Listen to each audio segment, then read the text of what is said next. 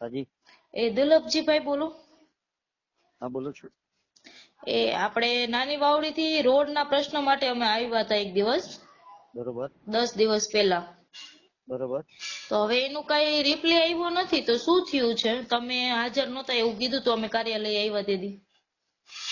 તમે જે તમારા રસ્તા માટેની ધીરે ધીરે એક એક ગ્રાન્ટ નાખવાની જયંતિબેન કહી દીધું છે.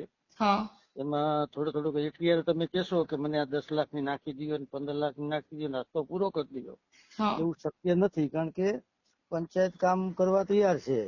હકીકત આપણો સર્વે નંબર આવે છે નગરપાલિકામાં, હા છતાંય આમને આમ તમારી સુવિધા મળે એમાં અમે કોઈ ના ન હોય. બરોબર, તમે તે સહકાર આપજો. મેં જયંતિભાઈને કહી દીધું છે ગ્રાન્ટ અત્યારે નાખશે, એક ચાલુ કરાવશે, અને તમે બધા ભેગા થઈને નક્કી કરો ક્યાંથી ચાલુ કરવું એમ. પછી તમે કહેશો અહીંયા ચાલુ કરવું તો અહીં ન કરવા દીધું, અહીં ન કર્યું, પછી અંદરો અંદર તમારી અહીંયા તાણખેત જાજી છે. એ બધા મારી પાસે રિપોર્ટ આવ્યા છે. પણ હવે એ લોકો તો અમને કઈ આવ્યા નથી, કઈ કીધું નથી રોડ તમારે કરવો કે હા ના કેવી રીતે આવી એ રીતે બધું છે એવું કઈ કહી કીધું દીધું છે, થશે. ધીમે ધીમે કરી લેશું. ચોમાસા પહેલા તમારો એક ટુકડો કરાવી લેશું. નથી. બરોબર. કઈ વાંધો નહીં. એટલે હજુ તો ફાઇનલ ગ્રાન્ટ આતે પાસ કરવા મૂકી ના નથી ના, એવું છે? એમાં તો પ્રોસેસ કરતા થોડોક ટાઈમ લાગે ને. અમારો ગ્રાન્ટ લખાય, પછી એની પ્લાન્ટ એસ્ટિમેટ બને, મંજૂરી આવે, અને વર્ક ઓર્ડર દઈએ, પછી થાય કામ. સમજ્યા? એટલે કમસે કમ તમારે મહિનો 2 મહિના ગણવાના છે. કઈ વાંધો નહીં, સારું. બરોબર. ચોમાસા પહેલા તમે રોડ એક ટુકડો કરાવશો અત્યારે, કારણ કે તમારી લંબાઈ જાજી છે. બરોબર, એટલે પાછળ જે રહી ગયા છે એને ધીમે ધીમે 2 ટુકડે 3 ટુકડે કરીને પૂરું કરી દઈશું આપણે. એમ તો 2 ટુકડા તો શેરીના થઈ જ ગયા કેવાય ને, કેમ કે અમારી આખી મેઇન બે થઈ ગયા છે. તમારો વિસ્તાર બાકી છે, એમાં 2 કરવા પડે એમ છે.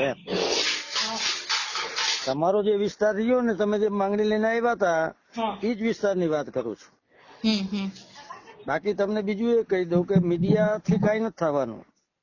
તમે પત્રકારોને બોલાવો, મીડિયા વાળાને બોલાવો, કામ તો અમારે જ કરવાનું છે. વાત સાચી, કામ કરવાનું. હમણાં તમારી જે ઓલી જે ભાઈ જયંતિભાઈ ની કેસેટ તમે બહાર પાડી, આ વ્યાજબી વસ્તુ નથી થતી, છતાં અમે અમારી પોઝિટિવ છે બધી. સમજ્યા? પણ એમ નહીં, જયારે ઈ મળ્યા હતા અમે 8 મહિના પહેલા તમે આ પ્રશ્ન લઈને આવ્યા હતા, ત્યારે આવું કેટલા ટાઈમ થી કે છે? હવે એવું નથી અમને 8 મહિના પહેલા પણ વિષય તમે કીધું ને, તમે વિસ્તાર છે તમારો નગરપાલિકામાં, તમે મતદાન કરો છો એનો અર્થથી નથી કે તમને અહીંયાથી, કારણ કે જ્યાં રેવન્યુ વિસ્તાર હોય ત્યાં પૈસા રેવન્યુ જે વિસ્તારમાં હોય પૈસા વાપરી શકે. સમજ્યા? પણ વાત સાચી, તો જયંતિ બાપા એમ કહી દે કે અમારામાં આવતું નથી, તમે નગરપાલિકા જો તો અમે ક્યાં વહી જાય, અમારે તો એને કઈ લેવા દેવા નથી.